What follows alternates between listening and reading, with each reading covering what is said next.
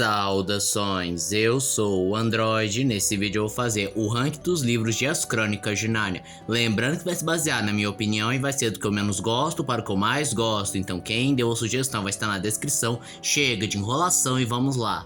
O Cavalo e Seu Menino. Na opinião de muitos, O Cavalo e Seu Menino é o livro mais fraco da saga As Crônicas de Nárnia. Pra começar, ele é esquisito quando você compara com os outros, pois ele é o único livro em que não vem ninguém do nosso mundo para Nárnia. E como muitas pessoas dizem, inclusive eu que falo por experiência própria, essa é a crônica mais chatinha, mais enrolada, arrastada, que tem muita coisa a dizer. Só que o excesso de conteúdo por vezes mata o ritmo, te deixa meio chateado, meio sonolento. É sério, teve momentos que eu tive que voltar o capítulo só pra entender o que aconteceu, porque eu comecei a ficar com um pouco de sono. Outro ponto um tanto mais discutível, mas que muita gente não gosta, é o fato que os irmãos Peeves, sim, aquelas 4 crianças lá do Leão, a Feiticeiro e Guarda-Roupa, são meros coadjuvantes, o que, bem, é meio trágico, levando em conta a importância que eles têm na história do Leão, a Feiticeiro e Guarda-Roupa, deles serem tipo garotos da profecia, e aí eles são só coadjuvantes na história. E eu sei que o peso da presença deles distrairia demais da história de O Cavalo e Seu Menino, mas ainda assim é muito esquisito.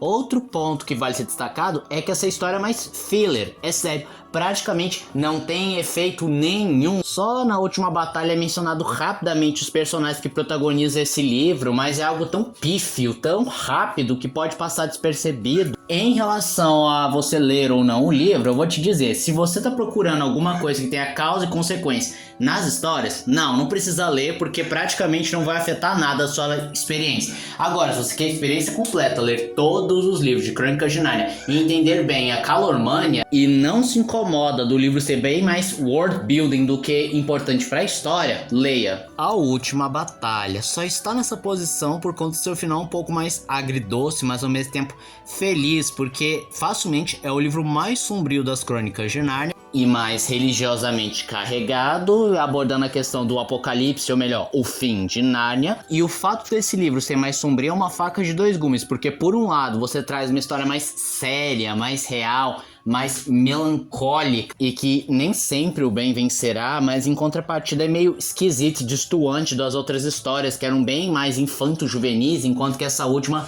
vai para um público mais adulto. Duas coisas que eu tenho a dizer sobre o livro. As pessoas apontam que esse livro representa a intolerância religiosa do C.S. Lewis, que não aceita outras crenças que não sejam o cristianismo, sendo que tem uma fala do Aslan que desmente completamente, em que tem um Calormano que sempre serviu a Tash, mas foi virtuoso em vida.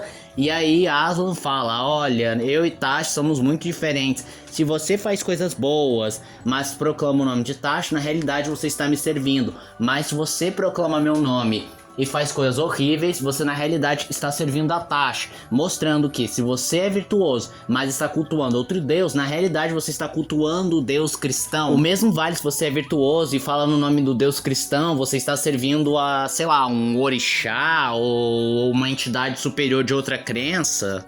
E é claro que eu vou citar a questão polêmica da Susana. Não, eu não me incomodei, não acho que o C.S. Lewis seja machista. Pelo contrário, eu acho que ele era até bem progressista nas questões de gênero e etnia. Mas o que me incomoda é a ausência de um epílogo, uma conclusão pra Susana. E eu sei que tem uma história dizendo que ele queria escrever um 8º livro, focado na Susana, recuperando sua fé e finalmente indo para o país de Aslan, mas ele morreu.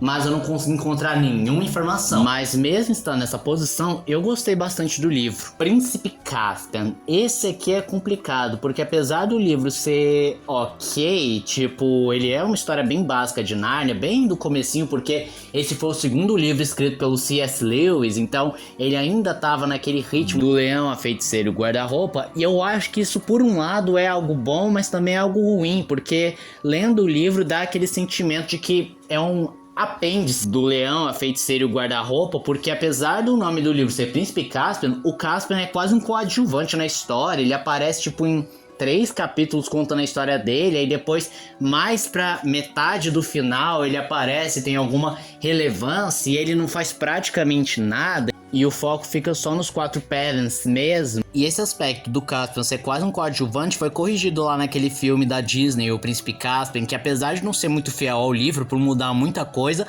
é um ponto positivo terem literalmente transformado o Caspian no protagonista.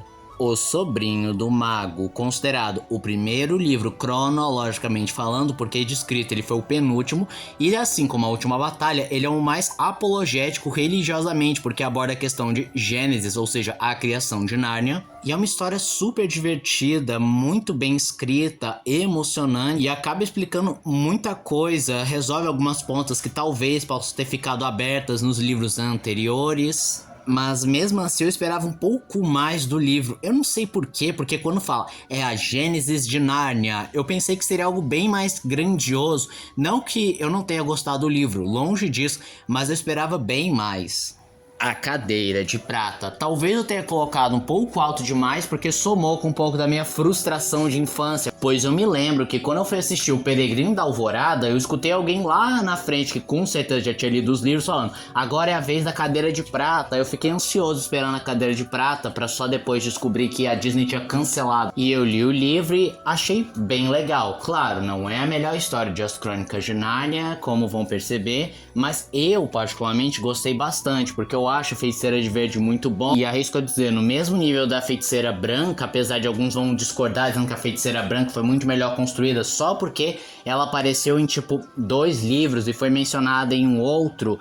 Mas eu gosto particularmente dela, eu gosto da malícia dela, o plano terrível que ela tem. Acho interessante o subtexto religioso por trás das criaturas do subterrâneo. E a personagem Jill, na minha opinião, foi uma adição fantástica, porque eu gosto da personagem, ela tem uma personalidade muito boa. E se você analisar bem, a história é literalmente dela. O Eustáquio tá lá só pra ser, bem, o elo que liga Nárnia, mas ele também tem sua importância. Mas, de novo, a Jill é literalmente a protagonista principal dessa história. Mas com certeza o que me fez colocar esse livro nessa posição é sem dúvida o discurso do Poço-Aflito, o Mestre Brejo que acompanha os meninos, que simplesmente destrói o feitiço e enganação da Feiticeira de Verde.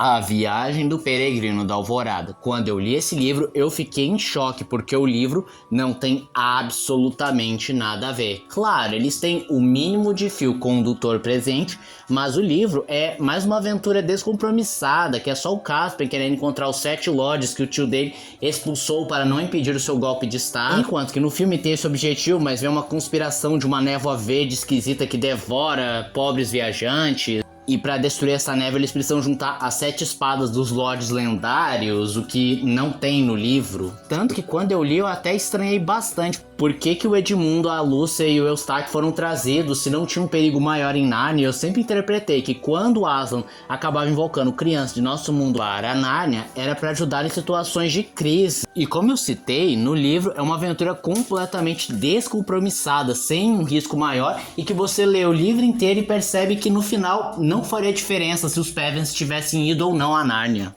Mas aí no final deixou mais claro porque eles foram trazidos a Nárnia, porque o Edmundo e a Lúcia precisavam se aproximar mais de Aslan para não esquecer do mesmo, enquanto que o Eustáquio precisaria ser, entre aspas, batizado, introduzido a Nárnia. Outro ponto que vale ser destacado é que o Caspian finalmente tem a relevância que era para ele ter tido lá em Príncipe Caspian. Mas a minha principal crítica com o Peregrino da Alvorada, além de, bem, não justificar tão bem por que os meninos foram trazidos a Nárnia, já que não era um perigo real, e principalmente a Lúcia não iria esquecer de Aslan, é que quando você vê o filme e lê o livro, você sente uma insatisfação do arco do Eustáquio quando ele vira um dragão. Porque no livro, o Eustáquio vira um dragão e aí no capítulo seguinte ele volta ao normal, aí temos toda aquela simbologia de Deus limpando do pecado, o que é algo muito rápido. Ele não pôde sentir o erro que ele cometeu, ele não conseguiu sentir o peso das suas ações ou como ele era antes. Enquanto que no filme, quando ele vira um dragão, ele fica quase até o final transformado em dragão. Aí então Aslan o encontra, o liberta da pele de dragão e ele ressurge na água para ser resgatado. O que é muito melhor trabalhado, porque já que ele fica quase até o final como um dragão, ele pode sentir o peso dos seus erros, ele pode analisar melhor o que ele era antes, os pecados que ele cometeu, como ele era uma peste. E quando ele ressurge na água, é um simbolismo muito forte, representando que agora ele está batizado, ele foi convertido a Nárnia. O Leão, a Feiticeira e o Guarda-Roupa, e encerrando a lista com o primeiro livro lançado, mas o segundo em ordem cronológica, que facilmente é o melhor livro de As Crônicas de Nárnia. Pois além de ser o primeiro, a história é muito boa porque é cativante o suficiente para você ler para uma criança, mas também continua sendo cativante quando você é um adulto, porque aí você pega as mensagens, os subtextos, as alegorias, tudo nesse livro funciona. A vilã é muito boa, os personagens são excelentes, Aslan nem se fala, e a Nárnia, tão esplendorosa, tão maravilhosa que você tem vontade de morar lá só lendo o livro. Quando eu tava lendo o livro, eu só tive 3 críticas. A primeira de todas é que eu senti que os irmãos foram bem mais babacas no livro com a Lúcia quando ela descobre Nárnia, enquanto que no filme é bem mais amenizado e a babaquice fica mais pro Edmundo. Também vale citar, mas não é bem uma crítica, que eu acho que o filme fez melhor foi não colocar o feitiço do manjaturco, porque isso acaba eximindo demais o Edmundo, e colocar que ele escolheu trair os irmãos dá um peso maior de humanidade e simbolismo para o personagem. Agora, uma crítica que eu já vi algumas pessoas comentando e até que faz sentido é que quando você lê o livro, bem, ele é tão perfeito, tão redondinho, porque originalmente ele foi escrito para ser realmente um livro fechado, que você pode até nem ter interesse de ler os outros livros, pois além de ter começo, meio e fim, ele não tem pontas soltas, não tem coisa para ser explorada. Agora, uma coisa que me deixou super frustrado quando eu li o livro foi quando chegou naquele momento que a feiticeira vai reclamar a alma do Edmundo e simplesmente eu descobri que aquela lendária frase do "Não cite a magia profunda para mim, feiticeira, eu estava lá quando ela foi escrita", não existe no livro, é invenção do filme. O que é uma pena, porque é uma frase muito boa. E esse foi o vídeo de hoje. Se você gostou do vídeo, se inscreva no canal, compartilhe o vídeo, comente, dê seu like, dê sugestões de que vídeos vocês querem ver aqui no canal. Também não esqueçam de ativar as notificações, chave de like caso gostem dos meus vídeos. Então, sou André, tchau.